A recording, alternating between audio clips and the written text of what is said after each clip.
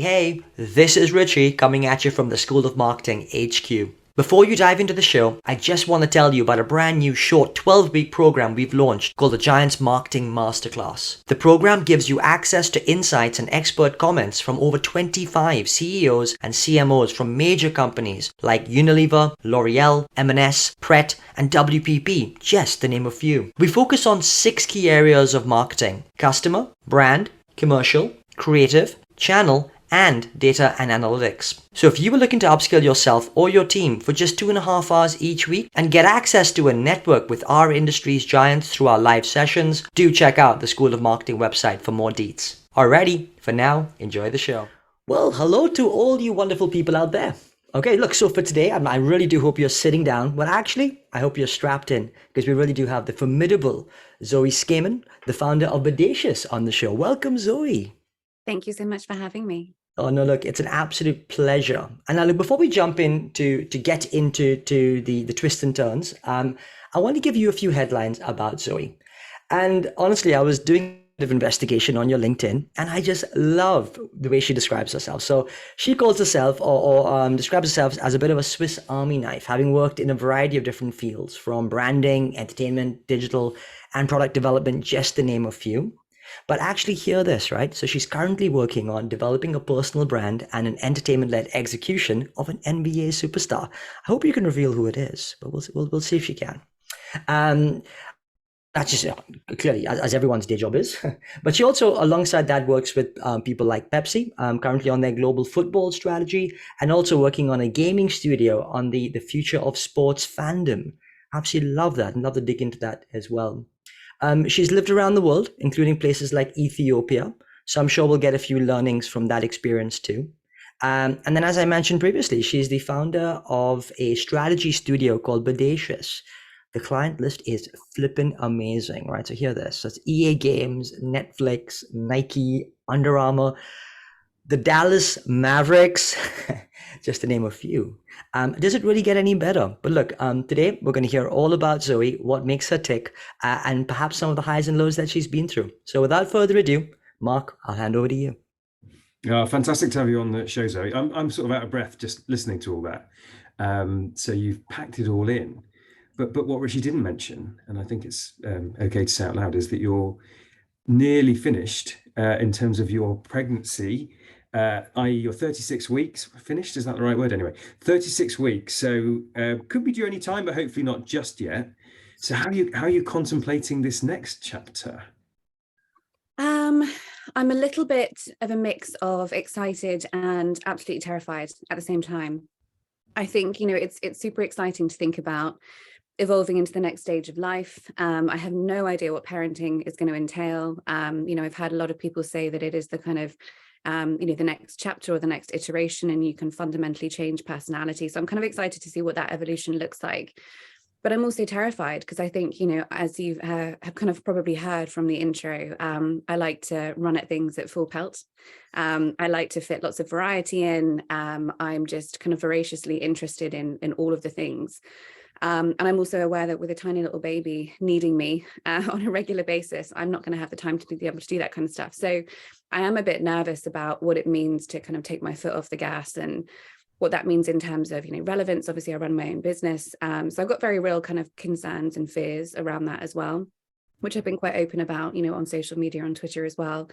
And it's just been really amazing to kind of open up that conversation and invite other people in and hear their experiences and kind of how they've done it and what they've been through. But also realize that, this is a massive lesson in surrender for me, which I'm not used to because I'm a total control freak. So I think it's going to be fascinating to see how it unfolds. Oh, Zoe, what an exciting moment, and massive congratulations for the next chapter on that. It's funny, an old mentor of mine sort of said something I think quite relevant at the moment I was sort of at your stage in life. And he said that as things change, pre-kids, we can, throw time at a problem, and that's great, right? All the time in the world. And actually, once you have kids, you've actually got to change the way that you problem solve. And it's not about time anymore. It's actually about the way that you navigate stakeholder management, get other people involved to work at it. So maybe it's not all, not necessarily stopping to run at that same pace. It's just the way you run maybe is a bit different, perhaps. But hey, look, there you go. Tell us a little bit more about this motivation behind running at 1,000,000 miles an hour. Where did that come from? I think I've always had it, to be honest. I think that my brain works at 100 miles an hour. And so that's just also, my mouth works at 100 miles an hour. And it's just always something that I've had. I like to take a lot of stuff on. I like to kind of push myself as far as I can possibly go. And sometimes I get myself into trouble when I do that, to the point of kind of procrastinating and then panicking last minute because I haven't done a strategy presentation that I was supposed to have due 2 hours ago, those kind of things. So I get myself into all kinds of trouble doing it.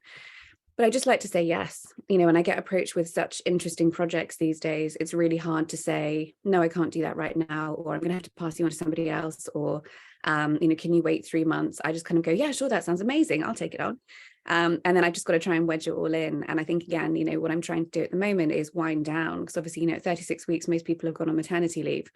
I certainly have not yet. And it looks like I'm probably going to end up working all the way until D-Day, which is probably not the best idea, but it's because I just can't say no to things, because I just am so fascinated by, all of the sort of movers and shakers in the industry at the moment, the incredible innovation that's happening, and I want to be a part of it. But it makes for a full life. So I don't think you should be at all apologetic about saying yes to things, because that's how we fuel our curiosity.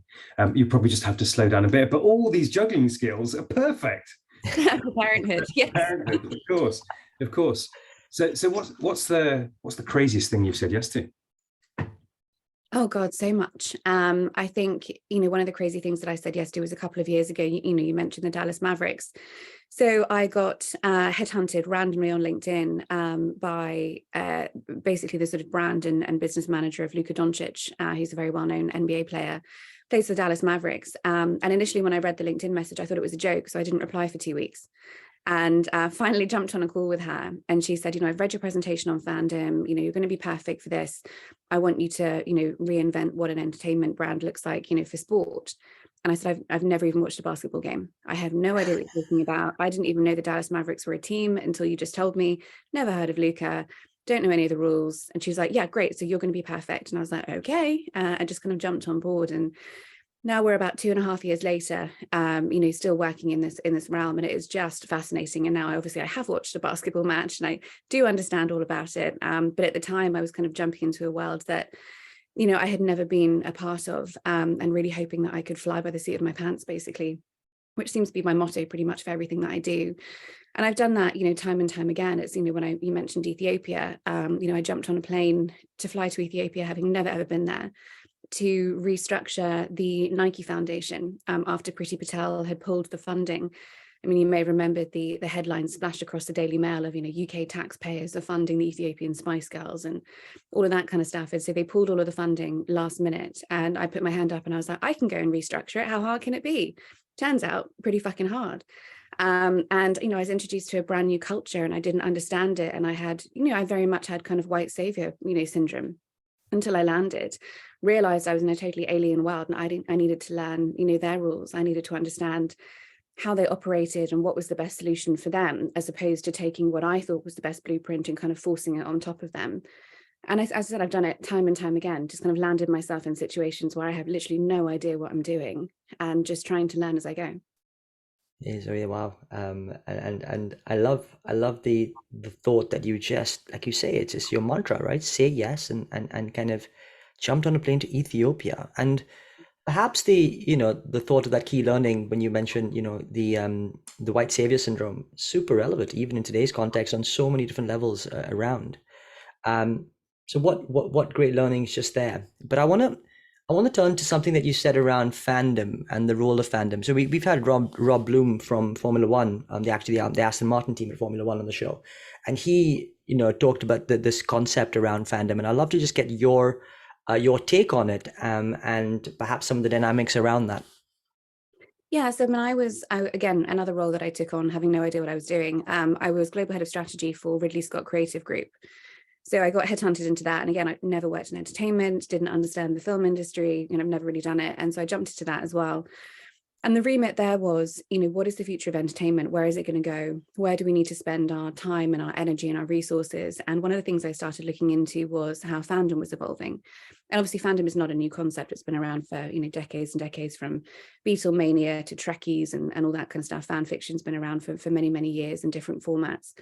And what I started to notice, what actually was the changing of the dynamics of fandom. So we've got all of these new tools now, all of these new platforms. So, social media that's allowing two-way communication. We've got, closed fandom platforms like Mighty Networks, Geneva, Circle, for example. We've got, Discord opening up. We've got more access to the teams, the people, the IP, the musicians that we love. And that's starting to kind of turn the tables a little bit when it comes to fandom as less of a passive motivation.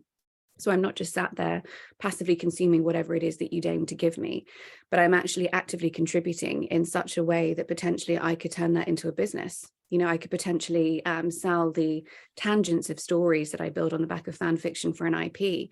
I can remix some music and kind of re-release it that way, and I really start to become not just an active member of a fandom, but also a kind of a part of an engine, a juggernaut, which has the capability of actually pushing an IP forward. And I think that change in dynamic is just speeding up. I think there's some absolutely fascinating, case studies that are coming out of that at the moment. And I think it's something that, we all need to be paying attention to, because we so often treat fans or kind of, people as audiences that we perform to, but we don't necessarily understand that they have a huge amount of inherent creative talent. And maybe if we open that up and we start to actually see what is underneath the hood there, we can create some kind of real magic between the two of us. Amazing. So we were only like a few minutes in, and I have to say, you're an impressive person.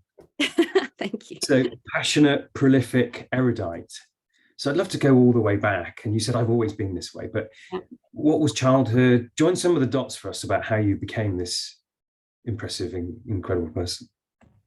Oh God. I think, childhood was very kind of all over the place and sort of interesting for me. So I think it was mostly the dynamics that I had at school. So I went to private school, and obviously, private school, I was very lucky to be in an environment like that, but I was also stifled by it. So it was very much, these are the rules, this is the curriculum, you will follow it. That's it. That's how it was done. And I just didn't work like that. I was constantly asking questions. And so I was talking to my mum about this the other day. So we were talking about, am I going to get calmer and I'm going to get, a daughter as difficult as I was, but, fingers crossed, hopefully, yeah. But some of the things that I would ask is, I'd go into an English class and they'd say, right, for the second term in a row, we're studying Lord of the Flies, and my hand would shoot up and I'd be like, what more can I possibly learn from this fucking depressing book? I'm done. I want to read something else. And so they would say, fine, well, you don't have to join the class for the next term. You could sit on the step outside the classroom and read whatever you want. And for me, I was like, this is brilliant. I could read 27 books in that time. Things like mathematics, and we're going to learn Pythagoras theorem. And again, my hand would shoot up. What am I going to do with Pythagoras theorem? Why do I need to learn this? Why are you not teaching me taxes? That kind of stuff. So I was constantly pushing and questioning. And at the time, that went down really badly. So rather than actually being seen as kind of curious and maybe opening up conversation, it was very much seen as, you're being difficult, you're rocking the boat, this is just how it is, and you've got to stick to it. So I was constantly in, Saturday detention, constantly suspended, eventually expelled when I was kind of 15 and a half, just before the GCSEs. I was allowed to go back to the GCSEs, but I had to actually be accompanied by a staff member the entire time on the campus. So I just didn't fit me. And I think that, I started to realize that the systems of the status quo were too constricting. And so I would constantly push. And, the same thing happened with my A levels. So it was the year that they introduced AS levels. And I had a deal with my dad, and he said, if you just get academic AS levels, you can then go and do whatever the fuck you want. So I was like, okay, I'll take that to heart. Got my AS levels and never sat my A levels, but didn't tell my parents that.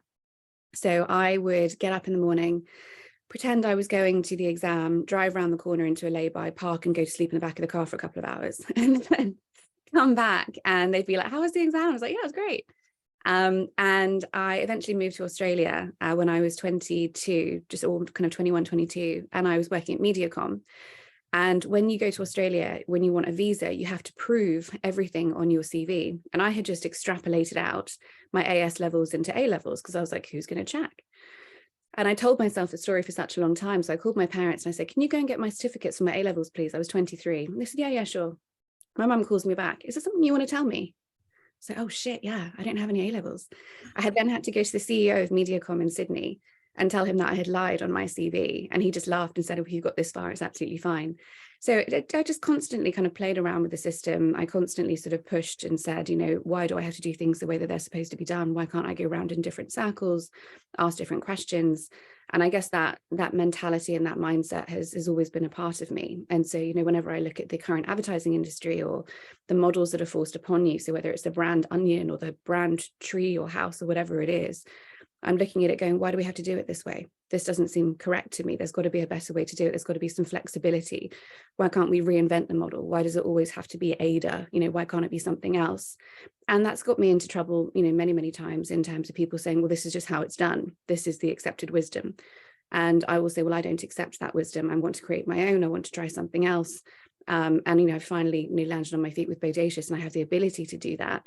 But even with an agency land, I was always pushing, always asking questions, always getting into uncomfortable conversations. But I like to think that hopefully that moved things forward. Wow, Zoe, my mind is blown on so many levels on that from that answer. Fake it till you make it, perhaps in that sense. It also strikes me maybe that you were, I don't know if this is even possible, but a bit of a born entrepreneur, maybe, someone to carve out your own path, and not willing to accept what's then kind of put down on you. Would that be fair to say? I mean, you're happy yourself being an entrepreneur in that way? 100%. I hate working for other people. I hate working within defined parameters that I haven't necessarily created or had a say in. I think looking back on it now, that probably is true in terms of, born to kind of make my own rules and kind of, follow my own curiosity. But at the time, and for many, many years, probably 15 years, I thought there was something wrong with me. And I was constantly told there was something wrong with me. I would go for job interviews and they'd look at my CV and they'd say, you're very flighty. You move on a lot. You haven't really stuck around anywhere longer than about 12 or 18 months. And we don't really want to invest in you if you're going to bugger off, after a couple of months, because, what is the point of that? And it's taken me such a long time to then turn around and say, well, actually, that was ridiculous. And, I wish I could have said, this is a mutual exchange of value. You get my brain that's been cross-pollinated in all of these different industries, and that should be a valuable asset to you, regardless of how long you have it. But at the same time, I was sitting there and I was so young and I was just terrified. And I would leave those meetings in tears, just thinking, why can't I stick with it? Why am I not happy with hierarchy? Why am I not happy with the career trajectory in front of me? Why can't I just accept it? And I was almost frustrated with myself at the time. Interesting. You talk about a fear of hierarchy, but where does that leave you in terms of a sense of belonging? Obviously, at the moment, you belong to yourself through Bodacious, but is there a rub between sticking and belonging, or is there no trade-off in your mind? Honestly, I've never felt like I wanted to belong. I've always hated, enforced fun. I've always struggled with, certain team dynamics. And when I was at Mediacom, as I said, I was 22, 23. I was so young. And because I was very, very good at the job, they promoted me. But when you get promoted into people management. That's just the way the industry works. Yeah. I was shit at people management. I was 23 years old. I had absolutely no emotional maturity whatsoever. I couldn't give a shit, about people's pay rises and that kind of stuff. I just wasn't interested. And so what they accidentally did is they promoted me beyond my capability into a field that I had no real skill in, and they didn't train me. And so, I was managing people who were 10 years older than me, which, I would have been irritated if I was 33 and being managed by a 23-year-old with no emotional maturity. And I got lots and lots of complaints about it. And eventually, Toby Jenner, who was the CEO of Mediacom at the time, I think he's the CEO of kind of WPP now, wonderful guy, took me into a room and said, I think you're a strategist. And I said, I don't care what that is, but I will do it if it means I can keep my visa. And so he was the one that kind of pushed me into the strategy role, where previously I'd been more in a kind of account management. And again, it took me a really long time to realize that I just hated people management, and it's not something that I was interested in. And I think, people get promoted in the industry world to the point of their incompetence, and then they damage other people because they don't necessarily have the skill required to be able to do that. And I think people management can be taught to a certain extent, but I also think it's an inherent skill set. You either have it or you don't. And so I started realizing that maybe I was an individual contributor. And I started falling down this rabbit hole of understanding the fact that there are two different paths. There's people management, which is the normal path that we all accept. But there's also this path of individual contributor where you can kind of jump in, make a big difference, not necessarily have a role per se, in the team or a role in the hierarchy, but you can kind of shake things up and then you move on. And that really resonated with me, and I kind of stuck with it. And to this day, I am an individual contributor, and that is the role, that I want to play. And I don't feel that I need to belong to a team or an agency or anything like that to get what I need out of the role. Well, Zoe, it feels actually quite refreshing, because you talk about your younger self in the context of confused and unsure and just, almost unsure of your place in the world and how you fit in that sense. But today it strikes me that you've been able to really internalize who you are. And that's rare, by the way, at any age, quite frankly. A lot of people we speak to, even in people much older, don't have that same sense of maturity and understanding of who they are and their path and therefore what they can contribute to the world, which I think is fantastic. I do have to ask, though, interestingly, and of course, you're just about to become a mum yourself. So what was it like for your parents as you were growing up? Challenging. And they still say that to this day. And my partner was asking my dad about this a few weeks ago and just said, has she always been like this? And my dad just kind of went, oh my God, yeah, always been like this. Always kind of asking questions, always kind of, getting into trouble, always sort of pushing boundaries. And I think, to their incredible credit, they let me, they didn't necessarily punish me that much. And, for example, with my mathematics example, with Pythagoras theorem, she turned around when I asked that question and said, the only thing you need to know is how to count change, because you're probably going to end up working in McDonald's. And obviously I saw red. So I locked her in the stationery cupboard for 2 hours, not realizing that she was claustrophobic. So I got suspended for that. And I went home and my mum just said, what have you done? And I explained it to her and she said, oh, actually, no, this is the wrong way round. So my mum called the school and said, the teacher needs to write to my daughter and apologize for limiting her ambition. And that's the kind of parents that I had. So I was very, very lucky on that part. And my parents again were incredibly smart, for their time. My dad sat his A-levels when he was 14 years old, and he's got 2 masters. My mum's got 2 or 3 masters, I think, and they're both just eminently curious people. But they were eminently curious people, and because of the day and age they were brought up in, they had to stick with the status quo to an extent. But I think with me, they kind of saw that there was something else there and sort of let me move in different directions. And I think now they're incredibly proud, which is wonderful. But I think, there has definitely been times where I've made decisions where they've questioned things. When I decided to leave Ridley Scott, for example, they were so wedded to this idea of me having Ridley Scott on my CV and the title that I had. They were like, are you sure you want to let go of it? And I had to really explain to them that it's not about titles. It's about experience and it's about the role that you're playing. And I felt really ineffectual in that role after a period of time, and I was ready to move on. But they trust me, they've always supported me. So I've been super, super lucky in that sense. And I want to be a parent in a very similar way to the way that they parented me.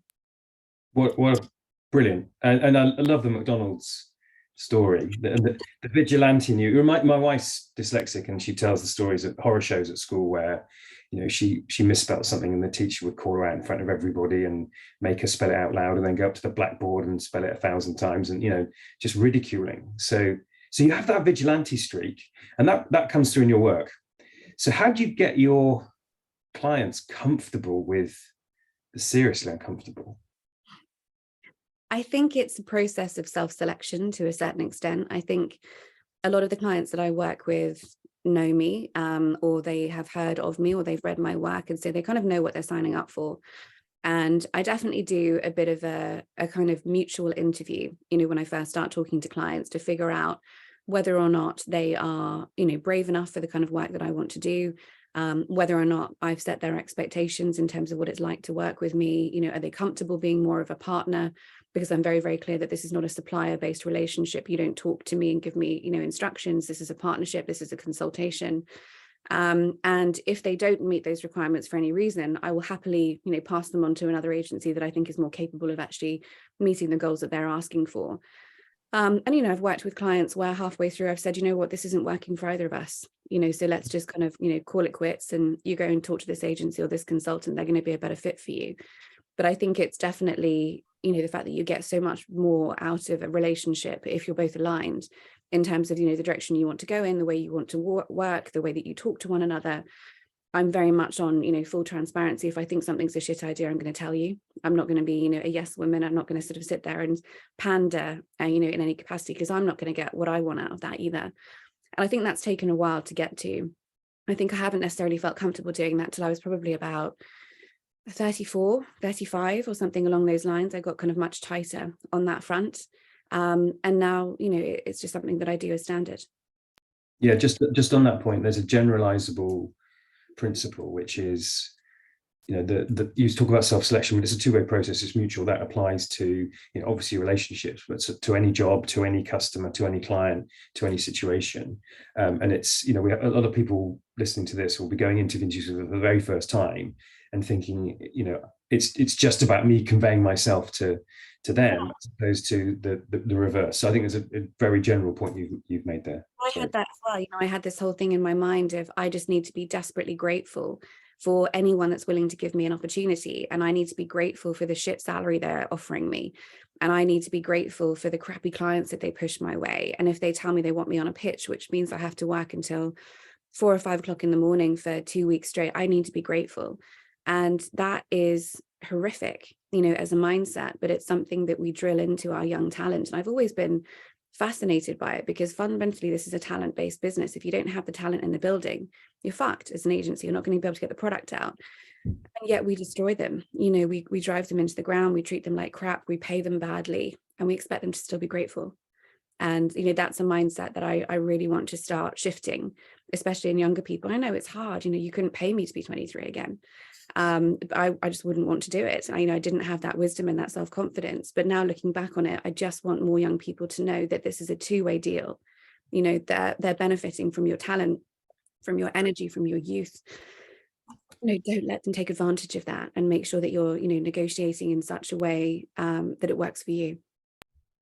Oh, Zoe, absolutely. And gosh, I never heard that quote before. You couldn't pay me to be 23 again. What a cracker. What a cracker. Absolutely brilliant there. Look, you know, you talked at the outset about this concept of always saying yes, jumping in with 2 feet. And of course, you know, you've got a few deliberations coming up around and around that. But one of the presentations that I think has most, perhaps certainly in my eyes, built your reputation is the one that you did with the IPA around the role of cynicism. And I'd love for you just to elaborate on that, and perhaps how you see the current industry and the current state of play around that. Yes, I mean, I was asked by the IPA to do the presentation to their Future Leaders Conference. And, you know, I was thinking, do I do it around fandom? Do I do it around innovation? You know, all the stuff that I'm kind of known for.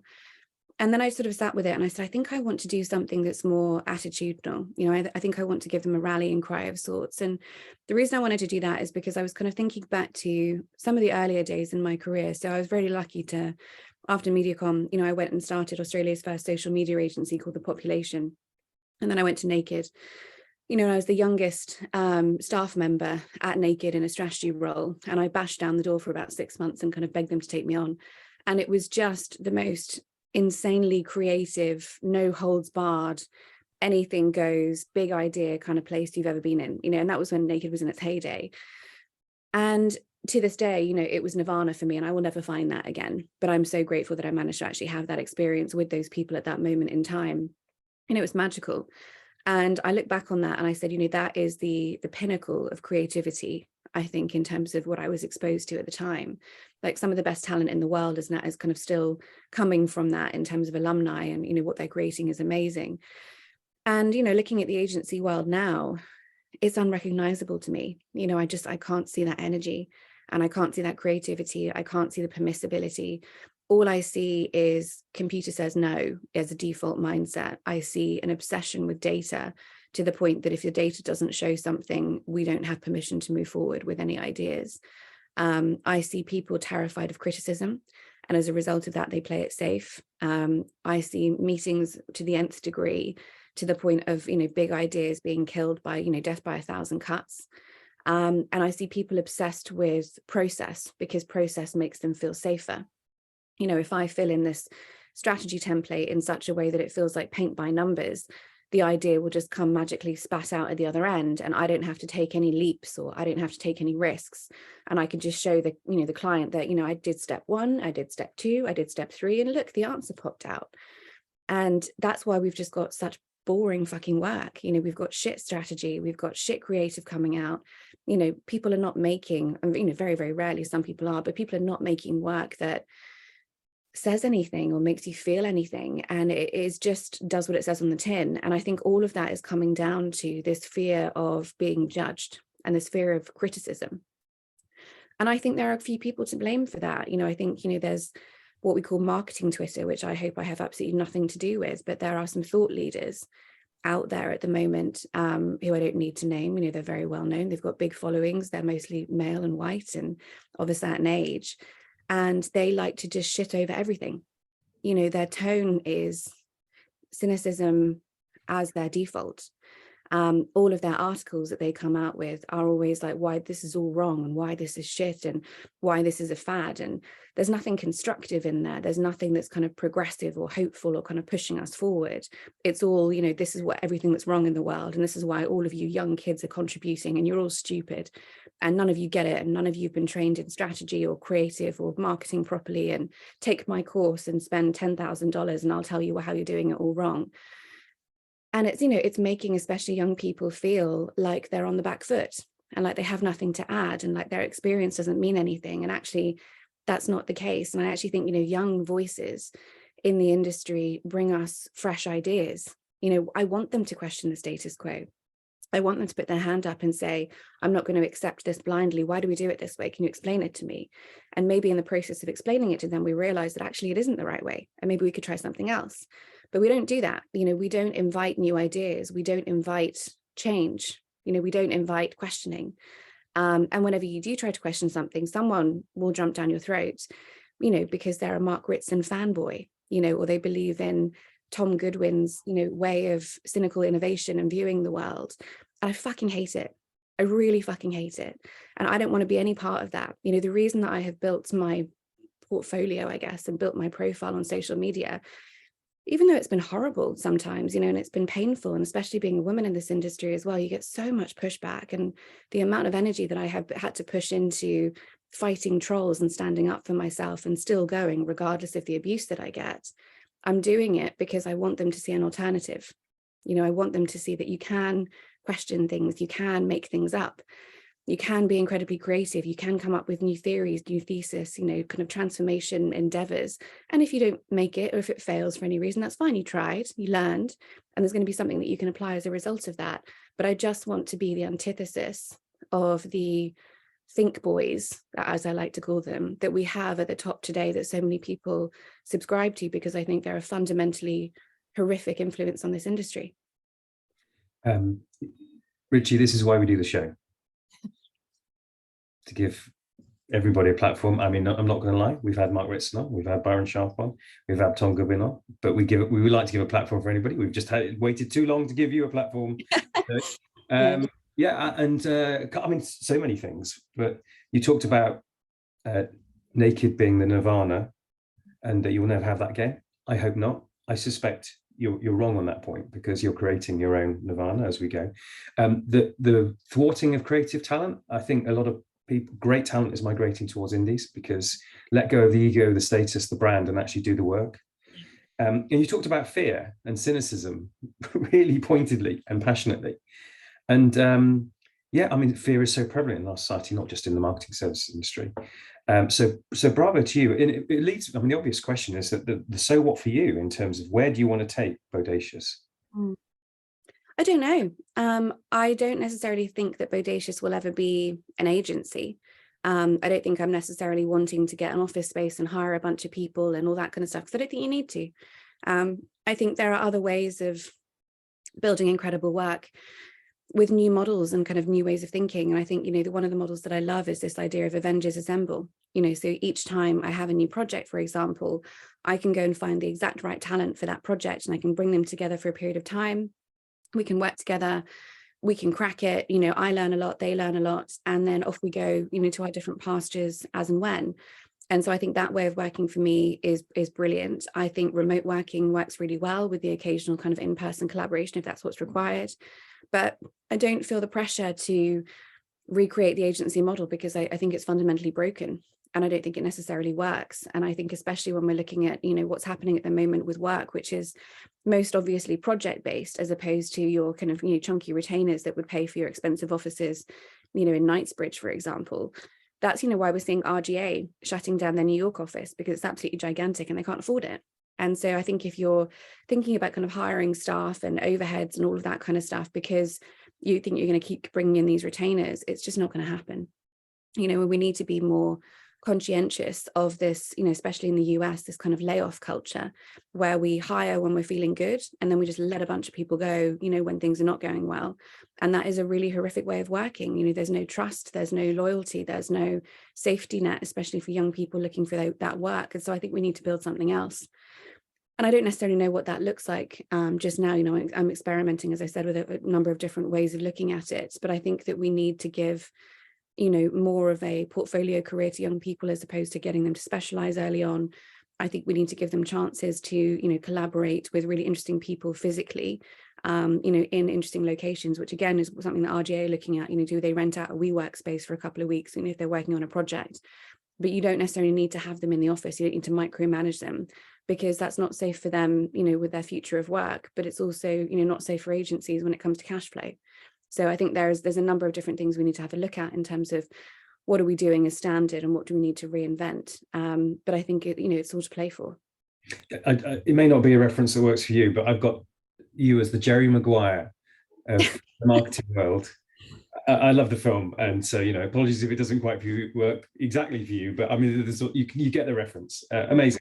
Sorry, Richie, back to you. So Mark, was it help me help you sort of thing going on here, huh? I make that video in so many presentations, like when people aren't seeing that they're not working well together, any excuse to play that particular segment. Yeah. Clearly, Mark. There we go. But look, it's absolutely fantastic, and Zoe, there's so many ways that I think about when I'm thinking about you and your caricature. Whether that be thought leader, trailblazer, but actually, interestingly, I think the Dallas Mavericks probably saw something and when you talked about that absolute perfect fit, I mean, Maverick in that sense too, right? It's just so many different ways, and it's been a fascinating conversation, and I know we're clocking out of time, so perhaps this be the last question. Now clearly you're on the cusp of moving into a new lease of life in the next chapter. I just want to get a sense of you, a sense from you as to what would your hopes and dreams be for your little one on the way? Oh, you're gonna make me cry. I was thinking about this the other day, and I think I put something on Twitter about it. So, I mean, I'm sure many parents have this, but also, especially when you're the mother and you're pumped full of all of the hormones, you're constantly kind of, crying and freaking out on a regular basis. But I was in floods of tears the other night, just thinking about how am I going to fail her, and the world that I'm moving her into, and thinking about all of the experiences that I personally went through, especially in the industry, which were not necessarily pleasant, and I don't want her to come across that stuff, or to experience it. And then I just started thinking about the fact that actually that's entirely the wrong mindset. I don't want to be the worrier. I don't want to be freaking out whenever anything comes across her path. And I think instead, I want to be her hope. And I was just thinking about, what is it to have a child, and to have a child now, with recession, with, climate change and all this kind of stuff as well. It's a radical form of hope, because, you're bringing a child into the world, and that is a vote of confidence in hopefully bringing your child into something better. And, that is the mindset that I want to have. So I want to be, the buoyancy aid for her. I want to be the one that's kind of cheering for her along the sidelines, the one that sort of says, you can do this and you can try this. And, it would be remiss of me to try and push her into any sort of status quo or even belief system that I have, because that didn't work for me and it potentially won't work for her. So, I want her to be a Swiss Army knife as well, but only in so much as, I want her to try everything that fascinates her, even if it's for 5 minutes, and to figure out, who she wants to be. And it doesn't need to fit into a neat box. I want her to know that she can mold herself in any direction that she wants. And I think it's going to be a huge challenge because, it's one thing to build it for yourself. It's another thing to kind of watch your child figure that out as well, especially if they don't choose to follow your path, and how difficult that could be to reconcile. So I think it's going to be hopefully an amazing chapter. And that's another thing that I want to kind of live out loud, is a lot of the stuff that I've been doing when it comes to sort of building my profile and my portfolio is to do it in public, and to be super vulnerable about it. And I think, I've had a lot of women and men, message me and say, we really appreciate your vulnerability. You're not trying to put yourself up on a pedestal. You're not trying to be perfect. You're just kind of showing it how it is. And I fully intend to do that with motherhood as well. Because, I've had a lot of women, especially in the ad industry, message me since, I've been talking about my pregnancy publicly, saying I'm pregnant, but I'm terrified. And it's a really negative experience for them, because they said, how can I possibly work in an ad agency with a baby? I can't, because what we're seeing is so many women being pushed out, and if you can't stay on past 6 o'clock because you've got to go and pick your kid up, you get moved onto the less ambitious accounts. You don't get invited onto the pitches, and, it affects your career over time. And I've seen that. And I never really appreciated it because, I was on the pitches, I was fine. And, now that potentially won't happen. And so, I want to paint a picture of motherhood and flexibility and experimentation and vulnerability that hopefully inspires, other people to reassess how we treat parents, in this industry, and how we make it a much more open world for them. Because when we lose parents, which we are hand over foot, as well as young talent, we lose the wisdom, and we lose, so much potential and creative energy in terms of what this industry could be. And that's why we've got a bunch of, 20-something-year-olds running around with their hair on fire. They've got no one to go to, no one to turn to, because we push those people out. And I just want to, again, it needs to be a better way of doing it. And I don't know if my journey is going to help, but hopefully it will just start some questions and start some conversations that might move things in the right direction. Well, you're certainly doing that, Zoe. I mean, what a great answer. And to give hope to your children in a challenging world. I think there's nothing more important. So we are out of time. My goodness, it's whizzed past, and we've covered a huge amount. I mean, this is one of those episodes, Richie, where, like, I probably need to go and have a little lie down, but that's because I'm getting old. But I'm just going to do my best to recap what we've heard from you, Zoe, today. You go at life with full pelt. You say yes. You fly by the seat of your pants, and you just rip it up. You're high-paced, high energy, high intelligence. You're just a flipping marvel. We heard some of the genesis of that all the way back to school, where you were stifled and just kept asking why. Probably wouldn't actively advocate locking people in McDonald's, but hey, if they're going to do things like that to students, then they deserve it. But you were born to make your own rules, is what you said. And so you bring with you like a huge honesty and self-awareness and vulnerability, which I don't think is matched in even in a fraction in any of that we've had on the show so far. To the extent that you acknowledge that you were rubbish at people management, and which not many people are prepared to say, because they're sort of like, well, that's such a core skill if you want to be in the hierarchy, but you don't want to be in the hierarchy, so who cares? I loved when you talked about the self-selection. It's a two-way deal. People don't need to take that shit. And actually talking to a big cheese in a network agency, she was saying that when I talk to the next generation, they just won't do the shit that I had to do. And I think hallelujah to that. You were super impressive when you talked about fear and cynicism and the pernicious effect that's having. And the slightly depressing part of this interview is the reality you describe as the reality for many, many people in this industry. But then we ended with hope, as I said, and I do think you are kind of the Jerry Maguire is my reference point. And I don't think I've said this many times, but this will be an episode that I'll actively encourage my 20-year-old daughter, who's trying to make her way in the marketing world, to listen to take note of, and to take heed of. So it's been amazing. I really can't thank you enough. It's been great having you on the show. I'll just hand back to Richie for a few final words, but wonderful. Thank you. Gosh, Mark, lovely sum there. And I mean, I just want to add that I think you are an awesome Avenger. And gosh, wouldn't anyone want you and their team in the right context, in the right setting, to really be disruptive in what you do? So I'm almost slightly envious of all those clients that get to spend a bit of time with you, and to have your input for whatever time, as you say, they may get with you. But it's just been an absolute pleasure that we've had some time to spend with you. So we thank you. And I know, it's come at a time where you're about to move on to that next chapter, as we say. So I'm really, really grateful that you had the time to squeeze us in. Amazing. Thank you so much. I really appreciate it.